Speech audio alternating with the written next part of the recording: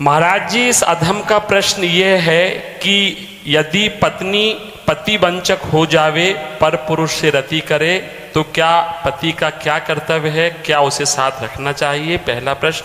हाँ, पहले ही प्रश्न एक एक का।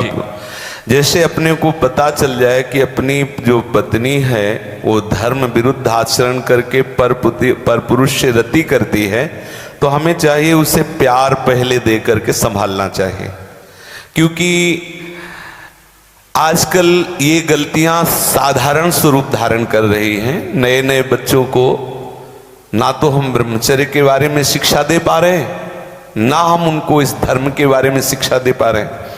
आज की जो नई पीढ़ी है, तो जैसे आज हमारा मन आया तो इस दुकान की वस्तु पाई, कल उस होटल की पाई, परसों उस होटल की पाई, ऐसे वो इन क्रियाओं को एक मनोरंजन समझने लगे हैं। कोई धर्मशास्त्र है वो ऐसा निषेध करता है, ये बात आज तक बच्चों तक पहुंच ही नहीं रही है। कितने ऐसे बच्चे हैं जो कहते हैं मुझे ये बात पता ही नहीं थी, और उनसे गलतियां, और कुछ ऐसे हैं कि प्रमादवश इन बातों को सुनते भी नहीं, मानते भी नहीं। अब क्या हुआ, जब उन बच्चों का ब्याह होगा तो उनका अभ्यास है। जैसे कोई एक बच्चा जब उससे परिचय प्राप्त हुआ तो उसने बताया हमारे 9 गर्लफ्रेंड हैं। अब अपने लोगों के तो समय में मतलब ये तो अभी यही सुनने को मिलता है। ऐसा तो देहात में विशेष पवित्रता का ये भाव रहता है, ये कभी तो हुआ ही नहीं, ऐसा था ही नहीं। 30-40 वर्ष पहले ये सब बातें कभी सुनने को नहीं मिली। अच्छा, अब जब 9 हैं तो अब उनके भी कई होंगे बॉयफ्रेंड। अब उनके संबंध कैसे हैं, अब ये तो हम नहीं जानते ना। मित्र बनाना कोई दोष नहीं है, लेकिन मित्र बन के अपनी सीमा में पवित्र रहना ये बड़ी मुश्किल बात है। क्योंकि बड़े बड़े साधक जो जितेंद्रियता के मार्ग पर चलते हैं उनसे भी चूक होने की संभावना रहती।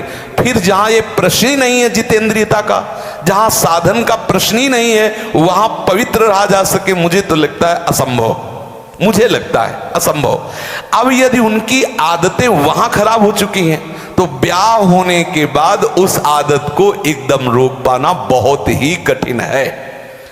उसके मन में आएगा, चाहे जितना सुंदर उसका पति हो, लेकिन वो स्वभाव है, उसने कभी मर्यादा का पालन नहीं किया, तो उससे ये गलती हो जाना स्वाभाविक है, क्योंकि नींव खराब हो चुकी है। अब क्या करे? पहला कार्य पति का है कि उसे प्यार करके, लेकिन ये वही सुधार सकता है जो स्वयं में सुधरा हो। पहले पति को देखना चाहिए कि मैं एक पत्नी व्रत हूं, क्या मैंने कभी भ्रष्ट आचरण नहीं किए, क्या मैं अभी भ्रष्टाचरण नहीं कर रहा? यदि नहीं तो फिर उसके लिए उत्तर है वो एक बार पत्नी को प्यार से दुलार से संभालने की चेष्टा करे, उसको समझाए कि उसका वो कार्य बहुत बुरा है। पतिवंचक परपति रति करई, रो रो नरक कल्प शत परई। न जाने कितनी ताड़ना उसको भगवत विधान से मिलती है। यदि आपको पति थोड़ा कुरूप मिल गया है, थोड़ा योग्य नहीं है, और आप ऐसा दुराचार इस भाव से, तो वो बहुत दंड का कारण बनेगा, वो बहुत हानि का स्वरूप है। अब हमें उसके सुधार के लिए उसे प्यार देने की आवश्यकता है, उसे समझाने की आवश्यकता है, उसकी आवश्यकता को हम महत्व दें। उसे प्यार के द्वारा, ऐसा नहीं है जो अंग खराब हो जाता है हम औषधियों के द्वारा उसे पुनः ठीक करते हैं। जब ऐसी स्थिति हो जाए कि पूरे शरीर में सड़न हो तो फिर कटवा देते हैं। जब ऐसी स्थिति हो जाए कि बहुत बार समझाने पर भी धर्म विरुद्ध आचरण, तो फिर अपने भारतीय संविधान में तलाक की व्यवस्था है, फिर वो विधान कर ले।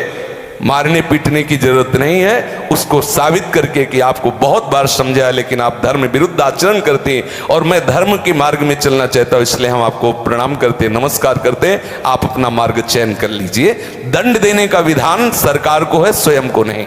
पहले प्यार के द्वारा समझाए, ना समझ में आए तो संबंध खत्म कर दे, लेकिन उसे किसी भी तरह से ऐसे प्रताड़ित ना करे जो हमारे राज्य विधान के विपरीत पड़े। जो नाम में अपार सामर्थ्य है, जिसकी जिह्वा में नाम स्मरण चल रहा है तो मन लगे ना लगे उसको फल अवश्य मिलेगा। निरंतर भजन करना है, मन लगे ना लगे तुम्हें इसकी परवाह नहीं करनी।